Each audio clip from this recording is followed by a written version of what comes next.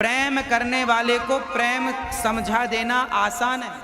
अब जिसने कभी प्रेम किया ही नहीं, अपनी माँ से, अपने बच्चों से, अपनी पत्नी से, अपने परिवार से जिसने प्रेम किया ही नहीं, वो भला प्रेम भगवान से क्या करेगा। इसलिए भगवान से प्रेम करने के लिए पहले आपको प्रेम का अभ्यास घर में ही करना पड़ेगा।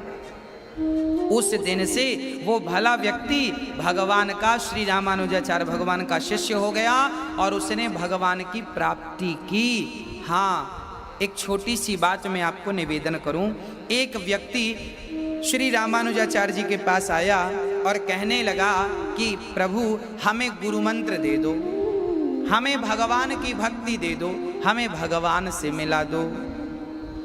तब श्री रामानुजाचार्य भगवान ने कहा, श्री रामानुजाचार्य जी श्री लक्ष्मण के अवतार हैं, सृष्टि में आए आज के लगभग 1000 वर्ष पहले, 1000 मतलब 1000 वर्ष पहले श्री रामानुजाचार्य भगवान धरती में आए और उनके पास एक व्यक्ति आया गुरु मंत्र लेने, कहा हमें भगवान से मिला दो। तब श्री रामानुजाचार्य भगवान ने कहा कि पहले ये बताओ तुम भगवान को पाना चाहते हो, पहले ये बताओ तुम्हारे घर पे कौन कौन है।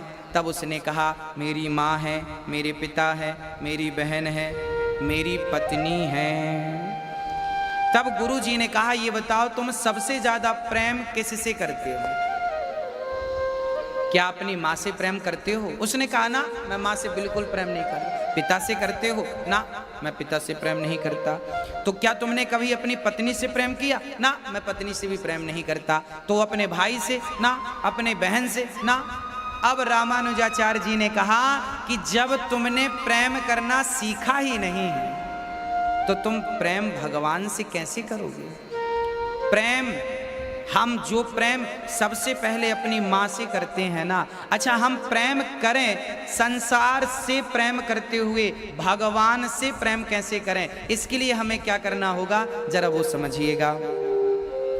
क्या होता है, हम साइकिल चलाते हैं, साइकिल सीधी जा रही है, अब आगे हमें सामने वाला रास्ता छोड़कर दूसरे रास्ते पे जाना है, टर्न होना है। तो क्या करना, साइकिल का थोड़ा सा हैंडल हल्का सा घुमा दो तो आप ये रास्ता छोड़ के यूं हो जाएंगे।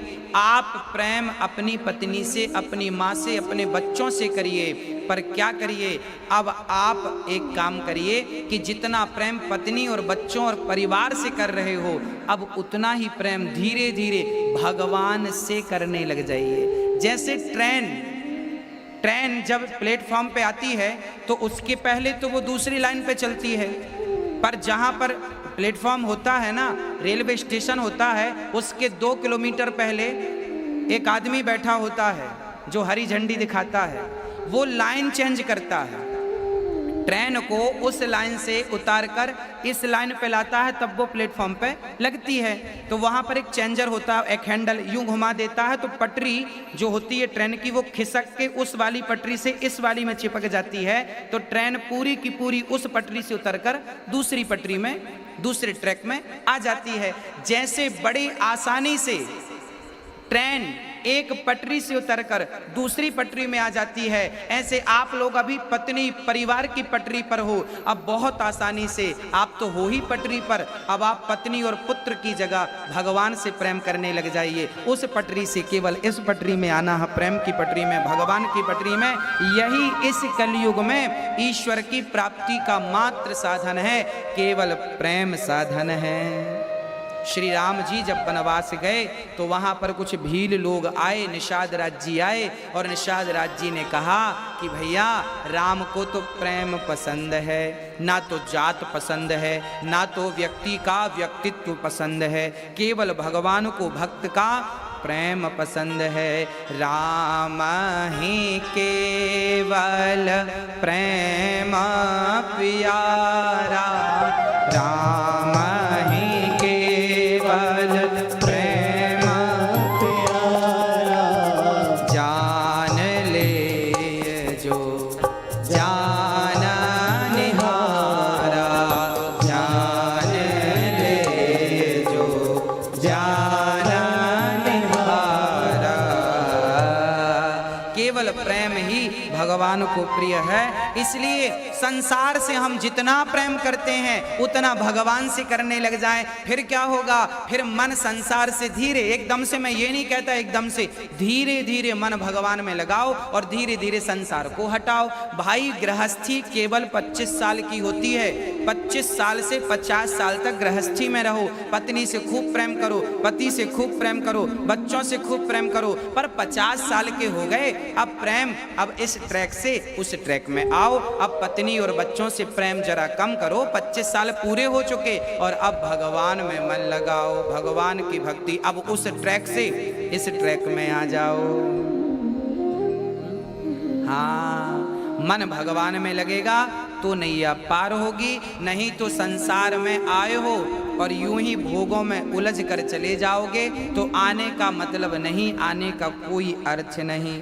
इसलिए श्री भगवान का जा सारे व्रजवासी उत्सव मनाने लगे और जय जयकार करने लगे, तभी पूतना मौसी का पदार्पण हो गया।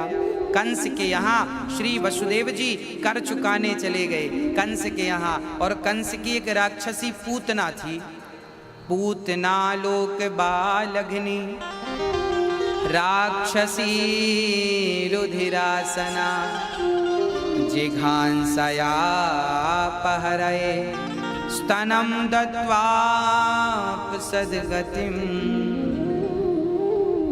पूतना बच्चों को खाती थी, बच्चों का मांस खाती थी, रक्त पी जाती थी। ऐसी पूतना कंस ने कहा, जाओ पूतना, और जितने बच्चे अभी प्रकट भये हैं, पैदा भये हैं, सबन को मार डालो। पूतना आकाश मार्ग से चलती है और देखती है, मुआयना करती है, कहाँ जाऊं। तब गोकुल में बड़ा उत्सव चल रहा था, पूतना को लगा मैं अपना विमान यहीं उतारूं, और पूतना बड़ी मायावी थी। पूतना ब्रज में आई, गोकुल में आई और उसने अपना रूप बदल लिया, रंग रूप बदल लिया, और कृष्ण लेटे थे पालने में, माँ यशोदा झूला झूला रही थी। तभी माँ यशोदा को काम आया, वो काम करने लगी और लाला कृष्ण पालने पे लेटे रहे। तभी पूतना आई, और पूतना कैसे अपने स्तनों में जहर भरकर आई कि कृष्ण को, बालक को पिलाएंगी, बालक मर जाएगा।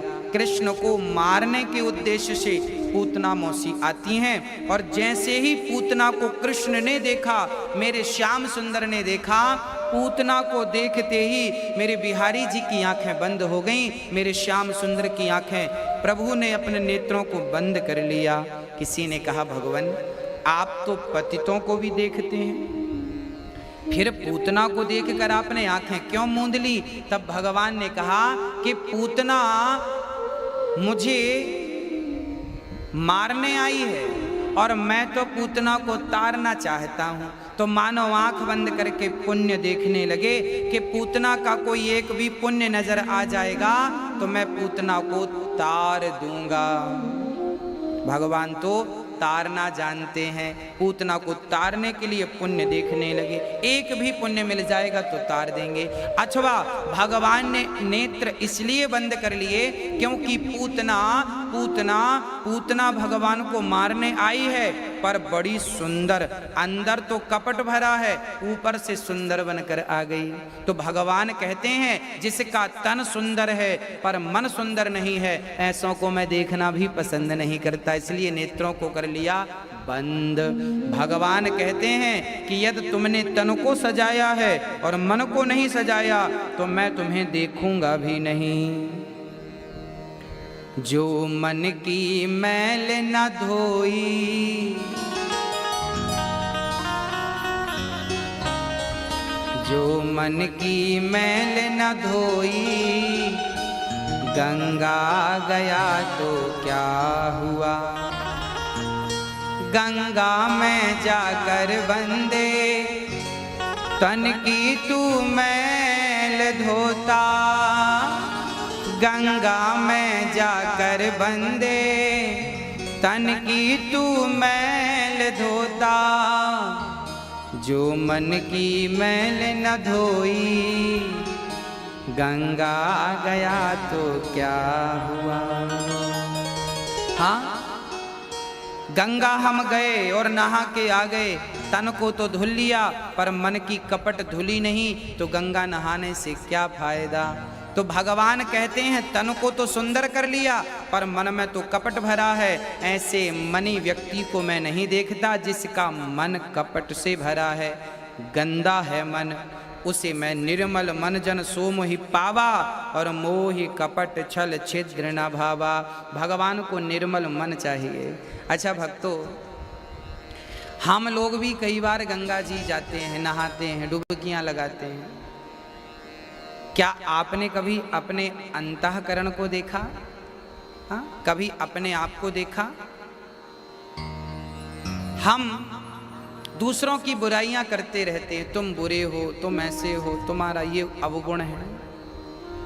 क्या कभी हमने अपने आप को देखा है कि हम में क्या अवगुण है, हम में क्या दोष है? क्या हमने कभी उन्हें समाप्त करने की कोशिश की?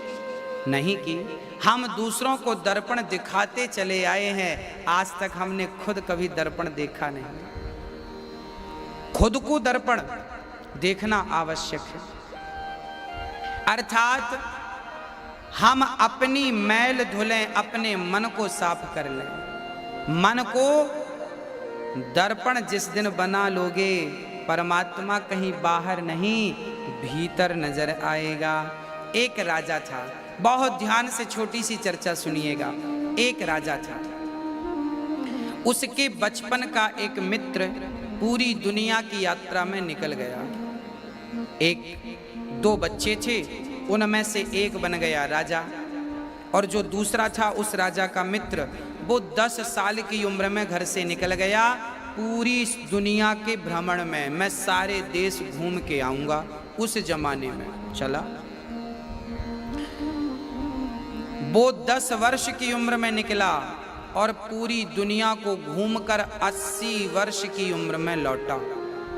जब राजा को पता चला कि मेरे बचपन का यार, मेरे बचपन का दोस्त आया है, तो बड़ा सम्मान, स्वागत, पुष्पों की वर्षा, पालकी, रथ और ढोल नगाड़े स्वागत सम्मान में राजा ने खड़े कर दिए।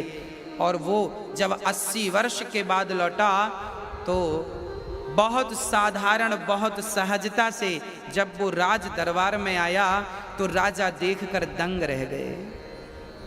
शरीर में फटे से कपड़े थे, उलझे हुए बाल, सांवला सा शरीर, पांव में ना जूते ना चप्पल। फिर भी राजा ने अपने उस बचपन के मित्र को, जो 80 साल बाद मिला, राजा की भी अब उम्र हो चुकी थी, मित्र से मिलकर गले लगाया। कहो मित्र कैसे हो, बिठाया, भोजन इत्यादि कराया। और राजा ने भरे दरबार में पूछा, मित्र तुम पूरी दुनिया की यात्रा करके आए हो, ये बताओ तुम मेरे लिए क्या लाए हो? वो मित्र जो पूरी दुनिया की यात्रा से लौटा, उसने कहा, मित्र मैं तुम्हें अकेले में बताऊंगा कि मैं तुम्हारे लिए क्या लाया हूं, सबके सामने कह नहीं सकता। राजा उसे अकेले में ले गए और राजा ने कहा, मित्र अब बताओ तुम मेरे लिए क्या लाए हो? तब राजा के प्रश्न पर उस फकीर ने, उस व्यक्ति ने उत्तर दिया, कहा, राजा साहब जब मैं दुनिया में निकला तो मुझे बहुत सारा सोना मिला, चांदी मिली, हीरे, बहुत मोती, कीमती कीमती, पर मुझे लगा कि ये सब कुछ तो आपके पास पहले से है। सोना मैं क्या दूं आपको, आपके तो खजाने सोने से भरे हैं। चांदी क्या दूं, आपके तो चांदी से खजाना भरा है। हीरे और मोती क्या दूं, आपके पास तो सब कुछ भरा पड़ा है। ऐसी कोई वस्तु नहीं मिली मेरे को दुनिया में जो आपके पास ना हो।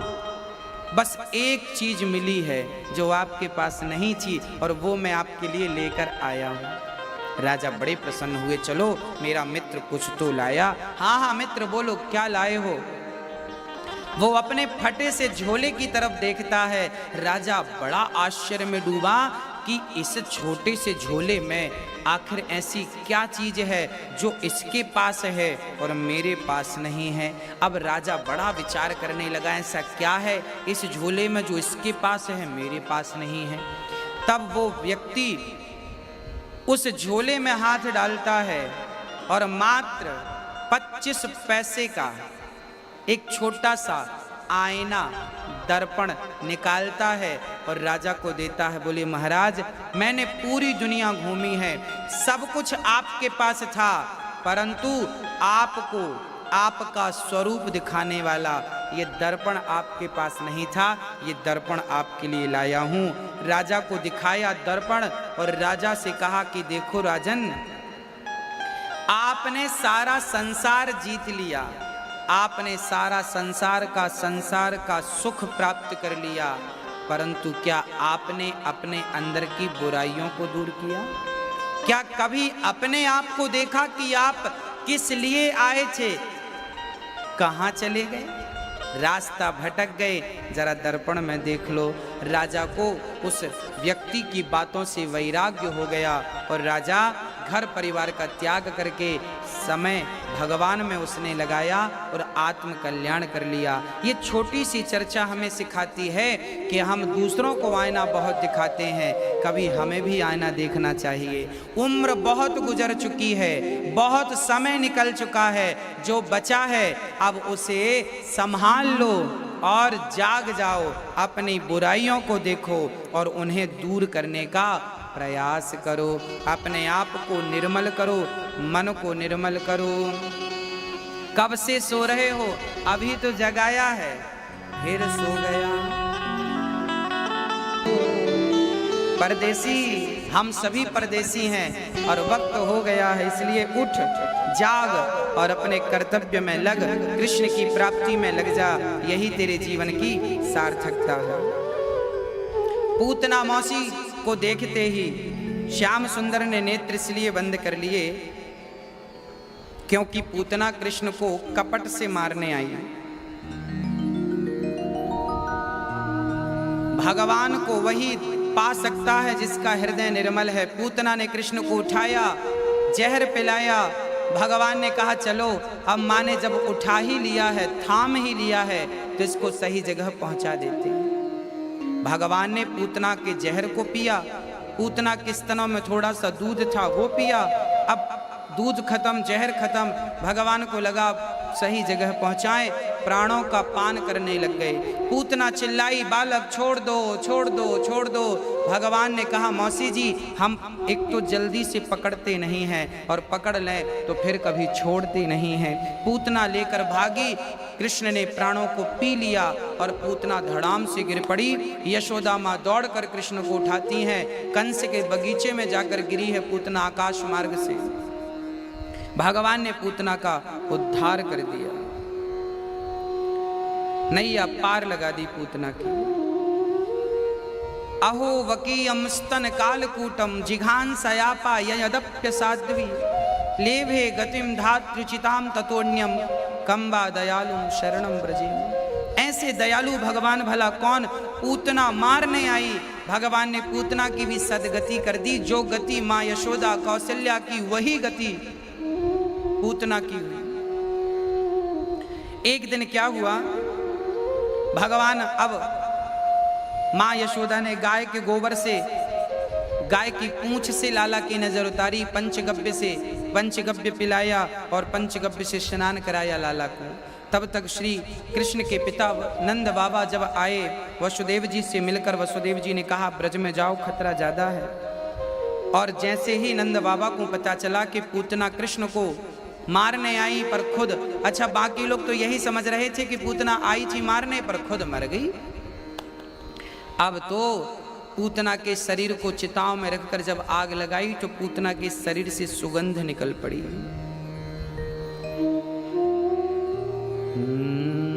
न जाने कौन से गुण पर दया निधि रीझ जाते हैं, यही सदग्रंथ कहते हैं, यही हरि भक्त गाते हैं। पूतना मौसी भगवान श्री कृष्ण को मारने आई, भगवान ने उद्धार कर दिया, पूतना का कल्याण निज धाम को पहुंचा दिया। ऐसे दयालु भगवान में मन हम ना लगाएं तो हम जैसा अभागा कौन होगा। सुना हूं उमाते लोग अभागी, हरि तज विषय हों अनुरागी। जो भगवान को छोड़कर अभी भी विषयों में लगे हैं, उन जैसा अभागी कौन होगा भला। पूतना मौसी के बाद एक दिन भगवान को मारने एक राक्षस आया जिसका नाम था शकटासुर। भगवान को मारने शकटासुर आया। मां यशोदा लाला का उत्सव कर रही थी, करवट बदलने का। सारे ब्रजवासी भोजन प्रसादी पा रहे थे, भंडारा चल रहा था। तभी यशोदा के लाला कृष्ण सो गए तो छकड़ा के नीचे, बैलगाड़ी के नीचे लाला को पाड़ दिया, लेटा दिया मां यशोदा ने। और मां यशोदा काम पे लग गई। जब लाला की नींद खुली तो वो अपनी माँ को पुकारने लगे, रोने लगे, पर माँ नहीं सुनी। और तभी कृष्ण ने देखा कि छकड़े पर जो मेरे ऊपर है उस पर राक्षस बैठा है। तब भगवान ने खेल ही खेल में एक लात जमाई छकड़े पर, छकड़ा ऊपर गया, लुढ़कता हुआ धम्म से गिरा और शकटासुर कंस के द्वार पर जाके मर गया। यशोदा माँ दौड़ी